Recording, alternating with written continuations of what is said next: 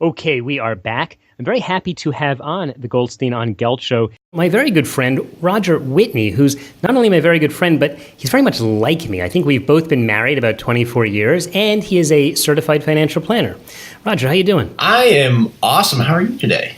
I am very, very well. I'm 25, almost 26, so I think I'm ahead of you. Oh my gosh. All right, so I should ask you advice questions on how do you make it? I mean, I've only been 24 years, so how do you make it so far? But we'll get to that in a minute, because you are also known as the retirement answer man. And I want to get some answers from you about retirement, because frankly, probably the biggest question that I get, or the biggest type of question I get, is people asking, how am I going to retire? So let's just dive right in. Let's say someone wants to plan for retirement and he's kind of old already. Let's say he's, in his 40s and he feels he hasn't saved enough. What do you tell someone like that to do? Well, that's like everybody, right? Some people, married money. So let's, but you're right. Most people. Yeah. And we all feel behind, because you think about that. You're in your 40s. That means your kids are either in college or just entering college. So you got all that spending. So you're just about to enter that, what I call phase one of the modern retiree, which is you're about to become an empty nester and you can focus on you again.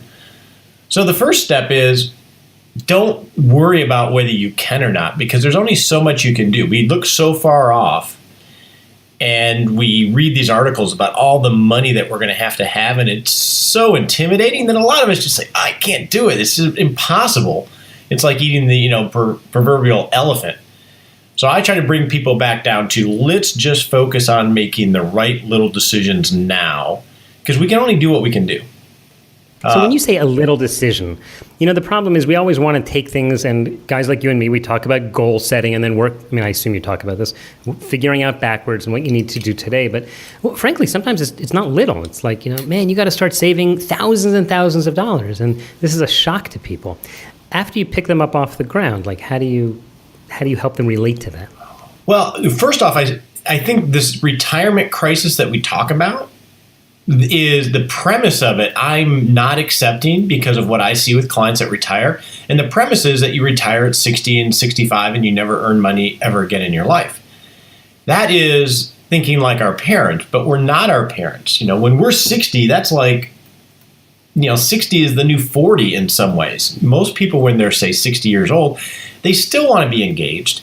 They still want to make a difference. They are at the height of their earnings years, typically. So it's not, so why waste that? Most people I find are working longer than they think that they think they will. Not because they need the money. It's because they may need the money, but it's also because they still want to be involved in society. So what I tried to tell, say, this 40-year-old that we're talking to is, let's figure out how do we gain more freedom and independence in retirement. Because when I, quiz my podcast audience, I say, what's your concept of retirement? They don't talk like the concept that our parents retired. And they say, I just want more freedom and independence in my life. That doesn't mean not working. That just means living life more on your own terms. And if you approach it from that premise, then you start to have more tools other than just trying to stash away a ton of money. Okay, so you used the tool metaphor, so I'm going to do that too. Let's throw a wrench in the gears. Okay. Because actually, literally this week, a guy called me up and he said, Doug, I'm 63 and I'm in high tech, which already I thought was a little bit surprising, but I just got laid off and I don't think I can get another job and I don't really have enough to retire, but I have an idea. And this was his idea. He had most of his money, not all of his money, most of his money in stock of the same company that he had been working for. And he thought that he would write covered calls against that for the rest of his life to collect income. Now, we don't have to go into the strategy of this options thing, but what do you say to a guy like that? Well, that's like talking to someone that comes to you after they find out they have diabetes because they're overweight. Well, what do you do at that point? Right? I mean, there's this idea in planning of intentionality, meaning I like to have lots of little conversations to look forward so you can be prepared for life happening to you. So, what's the concept, the simplest way of thinking of it in the financial sense is having that emergency fund, right? The emergency fund for a lot of people seems like it's wasted money because it's just sitting there earning 0%. So very few people have those emergency funds. So when life happens to them, they don't have that financial airbag. So they either have to borrow money, they have to do without, or they have to manage through it. Whereas if they had that airbag, they could have really absorbed that shock. So this guy that you're talking about, he didn't plan ahead. He didn't have that airbag in his career of having a vibrant professional network or having a side hustle or side business that he had been nurturing on the side. So when he just sort of, bam, hit the wall and didn't know what to do, that's where having these little conversations, I think, are super important, because you have to prepare for these types of things or stress test so you're at least better prepared, even if you're going to take the hit in some way. I hear what you're saying. That's a good time to say little. You weren't meaning take necessarily little steps in terms of finance, but because you might have to actually put a lot of money towards something, but be dealing with this for many times as you are preparing for your future. We're talking with Roger Whitney, a certified financial planner and also the very, very popular podcaster on his show, The Retirement Answer Man. Roger's been giving us some thoughts about retirement, one of, not the least of which is you have to plan early and prepare for life happening to you, because sometimes, well, life happens. Roger, let's take the other side. You know, sometimes people say, I'd like to retire early. Do you think that's ever a good idea? I always challenge, what do we mean by retire, right? You know, someone that retires early, I'll take one of my business partners. He retired in his late 40s because he had he had a business, was able to sell it, and, was quote unquote financially independent. So he lived 3 years where he traveled the world, he learned karate, he did different stuff, and then he was like, okay, what do I do now?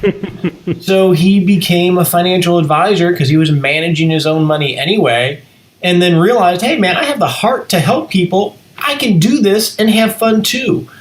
And I think that retirement for a lot of us baby boomers anyway, and I'm sort of on the cusp of being a baby boomer, is we feel like we've been workaholics, we've grown a family, we built a career, maybe in something that wasn't really our passion. And then when our kids leave the house, we think of retirement as finally getting to live, right? Whether that's early or late. Well, finally getting to live doesn't mean that you're going to be like your parents on the park bench. You're going to still want to be in the playground, but now you get the choice to play in the areas that you want to play in, and that you can earn money doing that a lot of times. Yeah, I often tell people, no matter when they're going to retire, I always say, don't think that you're retiring from something. Rather, you're retiring to something. That's and a really good want to point. know what that is. Where are you going to? So, people begin to plan for retirement, and sometimes they don't end up on your or my doorstep in time, and they make some mistakes. What are some let's see, probably only have time for about one mistake, but what would you say is one of the worst mistakes that people make when they're planning for their retirement? When they do retire or when they're planning? No, when they're planning for it. I think that 40-year-old guy, what's he doing wrong? Yeah, well, I think you hit on one thing, which is they focus on what they're running away from, and they don't figure out what exactly they're running to. So they want to take away the pain, but when they get there, they don't know what the heck they're supposed to do. And that can really kill you from a quality of life standpoint, but from a financial standpoint.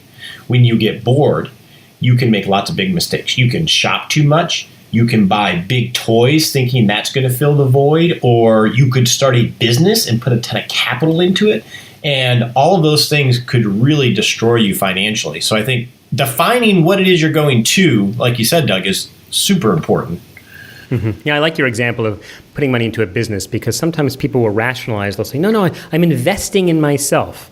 So I hear that, right? Because I've put money into my own business and it worked out okay. But if you're not good at that and you're 60 or 55 and you're going to take your life savings and invest it in a business that you don't necessarily know about, I'm not so sure that's an investment as a gamble. So I think if you're beginning to look at that kind of thing and where you're going to spend your money, you have to be extra careful when you stop having a regular income. And that's why having a real retirement plan, which includes a budget, in place is is really very critical.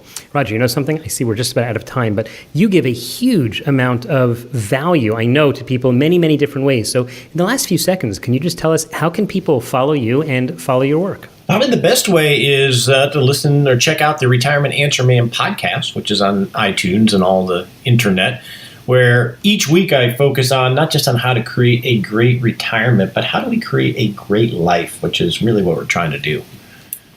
Yeah, I think that's important, and I think that attitude is what's important. And for all the listeners of the Goldstein on Gelt Show, I definitely encourage you to take some time and listen to Roger's show. In fact, we'll put links to that at the show notes of today's show at goldsteinongelt.com. Roger Whitney, my friend, the Retirement Answer Man. Thanks so much for taking the time. Hey, be well, guys. You've been listening to the Goldstein on Gelt Show with money maven Doug Goldstein. Doug's weekly radio show is heard around the world, but if you miss it, you can download the podcast at www.goldsteinongelt.com. The Goldstein on Gelt Show gives you up-to-date financial ideas so you can get on the path to financial freedom. If you'd like your questions answered on the air or off, send Doug an email to doug@profile-financial.com. It's your money for your future, so join Doug every week to build your wealth on the Goldstein on Gelt Show.